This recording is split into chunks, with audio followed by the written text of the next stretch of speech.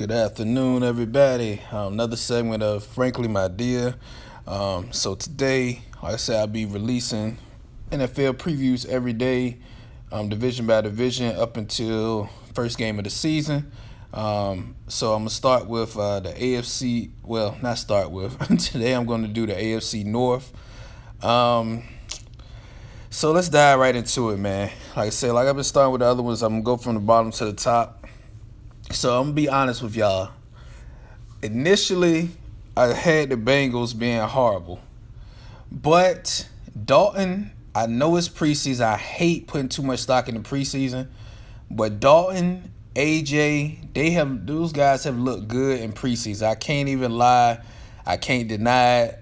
Them guys been looking good in preseason, man. But it's preseason.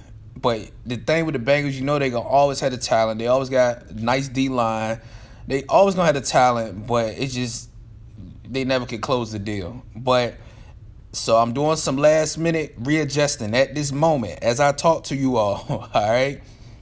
So I had the Bengals actually being last in the division this year. I think I have been drinking some of the Browns Kool-Aid from watching Hard Knocks and just looking. The Browns got talent, but I think I've been drinking a little too much of the Hard Knock Kool-Aid. So I'm going to rearrange right now as we speak. So coming in last, I'm going to have the Browns. I think the Browns,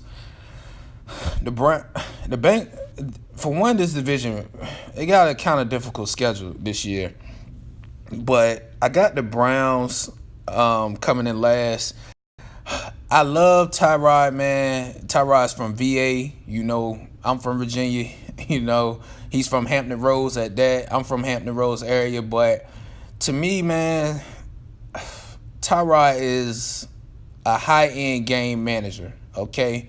Which isn't bad, you know. That's not a bad thing, but you're not going to win a bunch of games like that, but he's not going to be the reason you're losing them. Let's put it that way. The Browns defense, man, Browns got some talent on their defense, okay? They got a decent D-line. They got veteran linebackers, and they have they got a young secondary. But the Browns, I think the problem is what I saw, that offensive line, okay? That line is going to miss Joe Thomas, man. That line going to miss his leadership.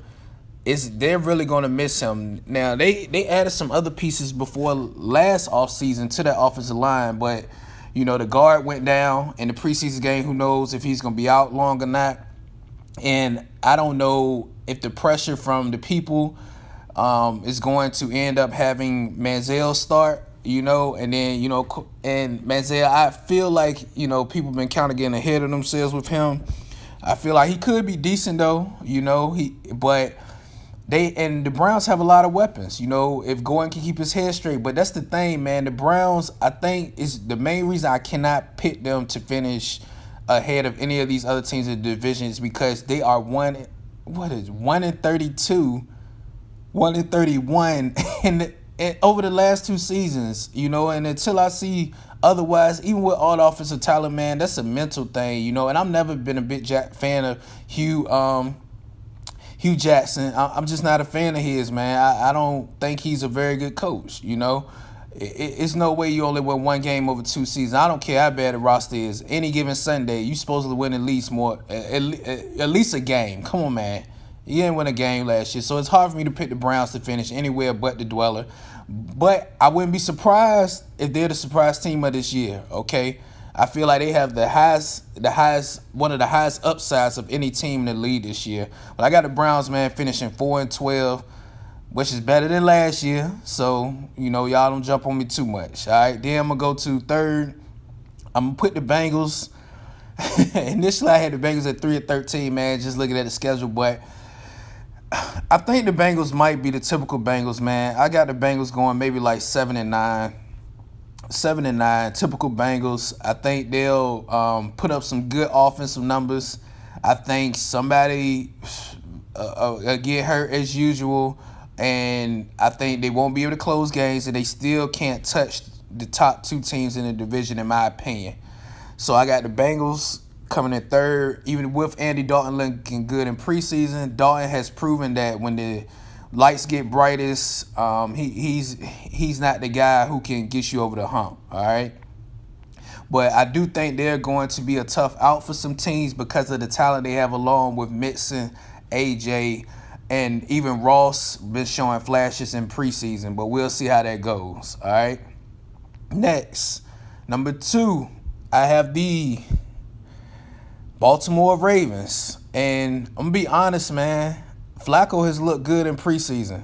I think Lamar Jackson was the kick he needed to get refocused.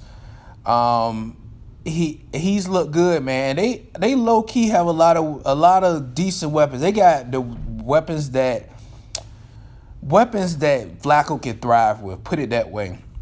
They acquired guys who fit perfectly around Flacco. You know, now Baltimore annoys me sometimes with their run game. I don't know why they won't run the ball more.